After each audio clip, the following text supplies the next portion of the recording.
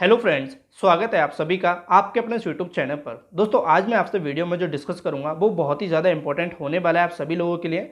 जैसे दोस्तों हम वीडियो डालते हैं अपने यूट्यूब चैनल पर तो आप लोग हमसे कमेंट में अपने अपने सवाल पूछते हैं। तो वैसे तो हम दोस्तों सारे ही कमेंट की रिप्लाई दे देते हैं आपको, लेकिन हमें अगर कुछ कमेंट ऐसी दिखाई देती हैं जो ऐसी लगती हैं कि सही में बहुत ज़्यादा इंपॉर्टेंट है, जैसे कि अगर एक बंदे ने वो सवाल हमसे पूछा है तो हो सकता है कि जो कोई अदर पर्सन घर बना रहा है, चाहे वो मकान मालिक है चाहे वो ठेकेदार है, तो उनके माइंड में भी ये सवाल आते होंगे। तो इस वीडियो में दोस्तों वो सवाल मैं एक एक करके आपसे डिस्कस करने वाला हूँ जो आप लोगों ने हमसे पूछे हैं। तो प्लीज़ वीडियो को पूरा एंड तक जरूर देखना, क्योंकि दोस्तों वो एक ही स्टेज के नहीं है, हर अलग अलग स्टेज के हैं। चाहे वो प्लास्टर का भी हो सकता है, चाहे वो फाउंडेशन का हो सकता है, ये सारी चीज़ें। और दोस्तों मैं आपको एक चीज़ और बता देता हूँ वीडियो को आगे बढ़ाने से पहले कि हमने अपने चैनल पर हाउस कंस्ट्रक्शन सीरीज स्टार्ट कर रखी है, जिसमें हम 30 से ज़्यादा वीडियो डाल चुके हैं। तो उस सीरीज़ को भी जाके आप जरूर देखना, क्योंकि हर एक वीडियो आपके लिए बहुत ही ज़्यादा हेल्प करेगी और बहुत मेहनत से मैं वो सीरीज़ लेके चल रहा हूँ। तो प्लीज़ थोड़ा सपोर्ट भी दिखाइए ताकि मैं आगे भी उसको कंटिन्यू रख पाऊँ। तो यहाँ दोस्तों अगर हम सबसे पहला सवाल की बात करें तो मैं अपने टैबलेट में देख लेता हूँ। तो पहला सवाल है मिश्रा जी का।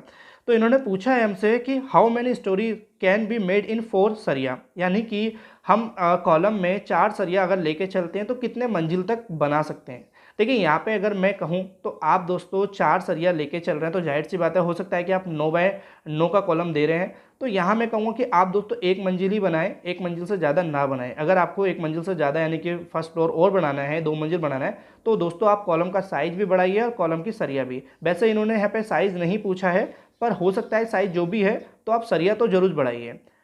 अब हम दोस्तों दूसरे सवाल पे चलते हैं। जो हमारा सवाल है सुभाष भगत जी ने पूछा है।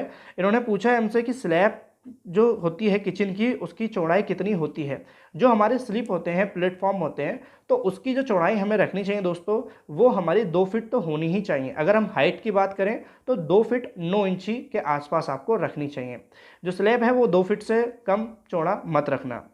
अब दोस्तों हम नेक्स्ट सवाल की बात करते हैं, जो कि यशोभी पाठक जी ने पूछा है हमसे। इन्होंने हमसे पूछा है कि 5 इंची की बॉल में इनर वायरिंग करवा सकते हैं क्या नहीं। दोस्तों मैं यहाँ पे अगर आपको बोलना चाहूँगा, हमारे घर में दोस्तों ज़्यादातर दो दो थिकनेस की दीवार यूज़ होती हैं, एक हमारे 9 इंची और एक 4.5 इंची की। बहुत से लोग 10 इंची और 5 इंची बोलते हैं, जैसे कि इन भाई ने पूछा है 5 इंची की। तो देखिए 5 इंची की जो वॉल होती है हमारी, उस पर आप कोशिश करें कि ज़्यादा कोई ऐसी कोई तोड़ फोड़ वाले काम ना हो, चाहे वो वायरिंग हो या फिर हमारी कोई प्लम्बिंग की फिटिंग हो या लाइट के पाइप फिटिंग हो। थोड़ा नेग्लिजिबल ही करिए, क्योंकि दीवार हमारी 4 इंची की होती है। उसमें भी दोस्तों हमें बहुत सी बातें ध्यान रखनी होती है, किस तरीके से बनानी चाहिए। तो उस पर हमने वीडियो डाल रखी है, तो जाके उसको जरूर देख लेना। लेकिन 4 इंची की दीवार पर ये जरूर ध्यान रखें, ज़्यादा तोड़फोड़ वाले काम बिल्कुल भी नहीं कराएं। अब हम दोस्तों नेक्स्ट सवाल पे चलते हैं, जो पूछा है पॉलिटिक्स नॉलेज, कोई इस नाम से इनका कोई आईडी बनी हुई है। इन्होंने पूछा है हमसे, सर क्या बाहर का प्लास्टर कंप्लीट किए बिना अंदर हम पुट्टी या पेंट कर सकते हैं या नहीं। तो बिल्कुल कर सकते हैं, कोई दिक्कत नहीं है। आप दोस्तों अगर बहुत से लोग होते हैं जिनका बजट नहीं होता है पर वो अपने अंदर का फिनिशिंग करा लेते हैं, तो यहाँ दोस्तों आप अपनी प्लास्टर भी करा सकते हैं, पुट्टी भी करा सकते हैं अंदर की साइड, अगर आप बाहर का नहीं करा रहे हैं। आप इन फ्यूचर दोस्तों चाहे बाद में करा लेना, लेकिन हाँ इसमें कोई दिक्कत नहीं है। अगर हम दूसरे सवाल पे नेक्स्ट सवाल पे चलते हैं, तो ये है राकेश प्रसाद जी। वैसे ये हमारी हर वीडियो पे कमेंट करते हैं। इनका एक सवाल भी है जिस पर मैं वीडियो आगे बनाने की सोच रहा हूँ, जो जल्दी बनाऊंगा। तो इन्होंने इस कमेंट में पूछा है कि सर जी मटेरियल ग्रेड जो होता है हमारे फाउंडेशन के लिए, कंक्रीट के लिए, M25 कॉलम में हम रखेंगे तो कैसा रहेगा।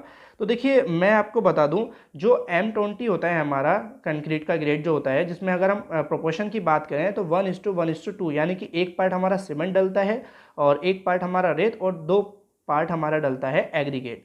ये रेशियो दोस्तों देखा जाए तो अच्छा रेशियो है, M20 से भी अच्छा है। लेकिन दोस्तों ध्यान क्या रखना है, जब आप इसको मिक्स कर रहे होंगे, कंक्रीट में डाल रहे होंगे और कंक्रीट इस्तेमाल कर रहे होंगे कॉलम के लिए, बीम के लिए, फाउंडेशन के लिए, किसी भी चीज़ के लिए, तो कंक्रीट मिक्सिंग मशीन से ही मिक्स करें, हाथ से बिल्कुल मिलाने की कोशिश ना करें। तो देखिए दे सकते हैं आप, नॉर्मली देखा दिया है तो M20 और M25 तो दिया ही जाता है, तो इसमें कोई दिक्कत नहीं है, आप इस्तेमाल कर सकते हैं राकेश जी। अब हम दोस्तों नेक्स्ट सवाल पे चलते हैं, जो कि पूछा है जितेंद्र कुमार जी ने। इनों का सवाल है कि सर जो किचन में संकन देना होता है क्या। देखिए किचन में जो संकन, अब संकन क्या होता है मैं आपको थोड़ा सा ब्रीफ कर देता हूँ। जैसे आपने देखा होगा कि हमारी जो स्लैब होती है, वो स्लैब के नीचे थोड़ा डाउन पोर्शन होता है जहाँ हमारी टॉयलेट बाथरूम वगैरह होती हैं। तो वहाँ हम संकन देते हैं। लेकिन अगर किचन की बात करें तो देखिए दोस्तों, किचन पे डिपेंड करेगा, आपने किचन में ज़्यादा पाइप वगैरह तो नहीं, क्योंकि बहुत मॉड्यूलर बड़ी बड़ी किचन जो होती हैं जैसे कि कमर्शियल डिपार्टमेंट में, होटल वगैरह में, तो वहाँ संकन दिए जाते हैं। लेकिन नॉर्मली जो हम घर बनाते हैं वहाँ पे संकन देने की इतनी ज़रूरत नहीं होती है। और अब यहाँ पे दोस्तों अगर हम नेक्स्ट सवाल की बात करें, जो पूछा है मनोज कुमार जी ने, इन्होंने पूछा है मिनिमम 500 बोरी मिल सकती है क्या। अब दोस्तों ये जो सवाल है मैं थोड़ा ब्रीफ कर देता हूँ। इसमें मैंने कुछ समय पहले एक वीडियो डाली थी जिसमें मैंने नॉन ट्रेड सीमेंट के बारे में बताया था कि कंपनी से आप नॉन ट्रेड सीमेंट कैसे ले सकते हैं। अब नॉन ट्रेड सीमेंट और ट्रेड सीमेंट क्या होता है, जैसे मान लीजिए आप कोई घर बना रहे हैं और घर के लिए जो सीमेंट आप खरीद रहे हैं तो वो दुकान पे जाके आप खरीद रहे हैं एज अ कस्टमर के तौर पे, तो ये हो गया हमारा कि आप किसी काउंटर से खरीद रहे हैं, तो वो ट्रेड सीमेंट हो गया। लेकिन नॉन ट्रेड सीमेंट वो होता है जैसे प्लांट से बनता है, प्लांट से बनने के बाद डायरेक्ट वो आपकी साइट पे आता है, ना ही किसी शॉप पे जाता है, तो वो नॉन ट्रेड हो गया। अब यहाँ पे दोस्तों नॉन ट्रेड और ट्रेड के सीमेंट के रेट जो होता है वो काफ़ी वेरिएशन हो जाता है। जैसे मान लीजिए कि आपका कोई 380 390 का मिल रहा है मार्केट में, तो वहाँ दोस्तों वो 300 कुछ का मिलता है, तो काफ़ी अंतर आ जाता है। लेकिन यहाँ पे दोस्तों हर एक कंपनी की अलग अलग जो थ्रेशोल्ड लिमिट होती है कि आपको इतने बैग मिनिमम करने ही होंगे, तो वो अलग अलग होती हैं। अब जैसे यहाँ पे जो मैंने अल्ट्राटेक की बात करी थी और भी अंबुजा जेके के बारे में बोला था, तो अल्ट्राटेक की बात करें तो 200 मिनिमम बैग हैं, और जेके की बात करें तो 500 से 600 में भी, उसका मुझे इतना कंफर्म नहीं है। वो हर एक कंपनी का अलग अलग बैग की कैपेसिटी होती है एक ऑर्डर में। तो वो दोस्तों आपको वीडियो में क्लियर हो गया होगा, लेकिन फिर भी आपने पूछा तो मैंने आपको बता दिया है। अब मैं यहाँ नेक्स्ट सवाल की बात करता हूँ, जो पूछा है मोहम्मद अली जी ने। इनका सवाल है कि सर सेफ्टी टैंक चैम्बर के पास में पिलर है तो क्या कुछ प्रॉब्लम होगी। देखिए जो सेफ्टी टैंक होता है, अब वहाँ पे एक हमारा कॉलम भी आ जाता है, वो मुझे मालूम है, आप भी समझ सकते हैं कि आ ही जाता है। जब आप घर को एक्सपेंड कर रहे होते हैं, इतनी जगह नहीं होती, तो हमें सेफ्टी टैंक भी घर में ही देना होता है। अब गाँव में तो बाहर दे देते हैं, लेकिन जगह कम होने के कारण अंदर ही देना होता है, और जो हम प्लान लेके चल रहे थे वहाँ कॉलम आ ही जाता है।